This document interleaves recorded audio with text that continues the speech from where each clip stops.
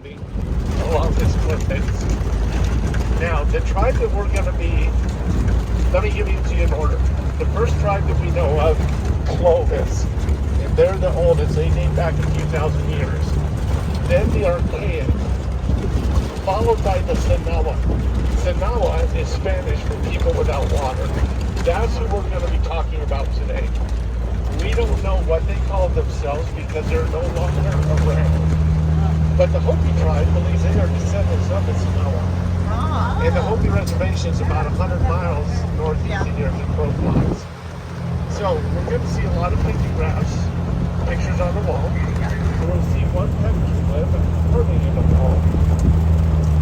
But unfortunately, I'm an analytical mind. I like figuring things out. But because they didn't have a written language and they're no longer around, who have come out, visited the site, and explained to archaeologists, well, this is what our tradition says. So there are a few pictographs I'll be able to kind of give you some help on, but for the most part, it's going to be open dialogue. It's kind of a mystery. And if you guys really care about geology, I'll get into geology. I like figuring things out. I don't do comparative information. I like figuring things out. So, with that being said, have you heard of Montezuma Castle? Yes. Montezuma Castle is about 30 miles southwest of Sedona. That's a cliff dwelling that's way up on the base of a cliff. Very well maintained and preserved. But you can't get up to it. Where we're going, there's going to literally be a rope between us and the cliff walls. And we're going to see their finger indentations where they push the mud in when they're making the walls. We're going to see the pictographs close up. But it's been kind of beat up. Sounds kind of like the Mayan ruins in Belize that you go visit. Yeah, this stuff has been tore up. Early settlers in Sedona, Cottonwood, Camp Verde, Jerome, all knew about this cliff dwelling. They came out here, knocked walls over, wrote graffiti. So it's a little frustrating, but And I will say, just so we're on the same page, I have politically induced Tourette's. So if I say something offensive, I fall under ADA. All right? You guys can't come. Somebody tells me.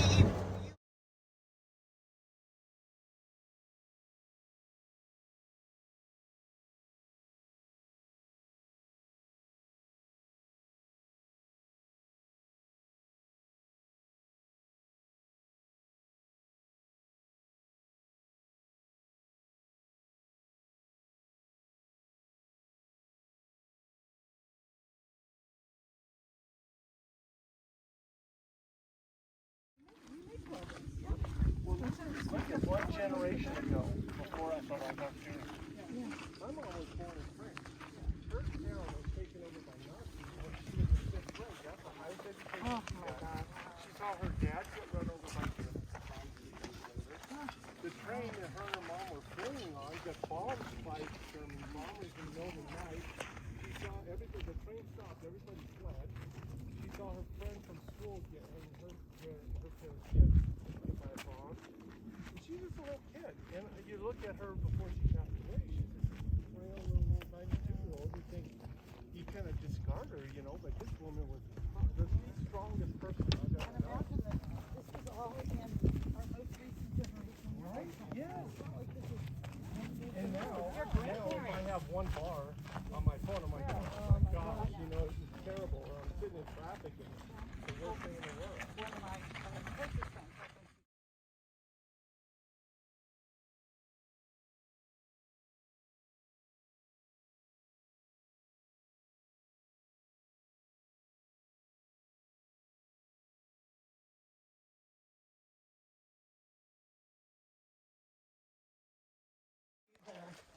So the difference, the petroglyphs are the carvings into the rock. Petroglyphs are carving in the rock, pictographs are drawing on.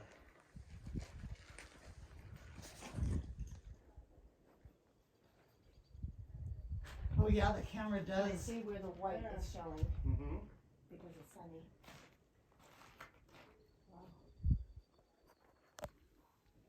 So is there under like a guesstimate of what these mean? Yeah, I can tell you what a couple of them mean. From these walls. So archaeologists say we're standing on about anywhere from 3 to 5 feet of sediment, higher than when the cliff dwellings were made. The walls actually came out another 6 to 10 feet. Oh, wow. Okay, so some of the things that I can tell you. Let's look at this So right this is here. their inhabitants, so this is where they live. Yeah, not all of them lived in the cliff dwelling. Okay. Okay, I'll show you when we're leaving where most of them live. But this is where the ladder would go up to the top? Yeah, well, we're gonna go to the main alcove eventually. But yeah, these are just some certain rooms, and some of them we know what they are. But this thing right here, you see this guy? Yes. Yeah. Yeah, I saw him. Oh, wow. He's throwing a spear. So that's a kokopelli. Yeah. Well, that's what it's called, but the traditional kokopelli is a hunched over person playing it like a flute.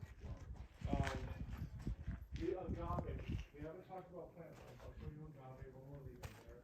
If you were to pull the agave out of the ground, it would look like some pineapple. Part of it's all sugar, where we get agave nectar.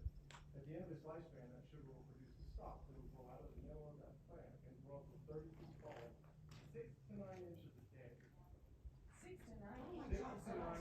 You could sit there and watch it. Seriously. And I want to take off to things like this tall, and I come back and it's like this tall. Yeah. Right.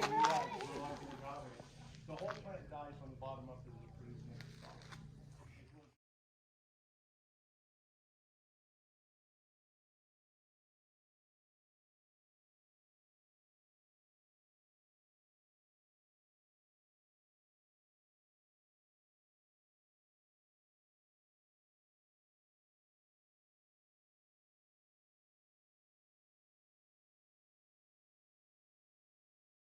Picks up a lot of stuff that you don't see.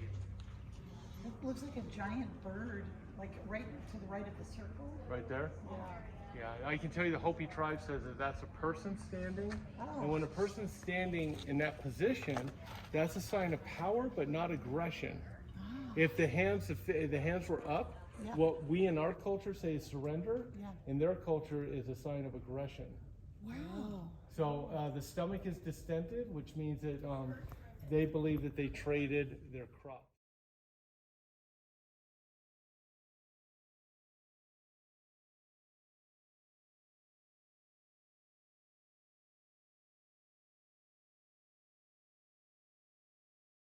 House here at this time, and there was a black bear sitting right off the trail eating berries. Oh, and wow. people were just driving by, didn't even see him. Oh my God.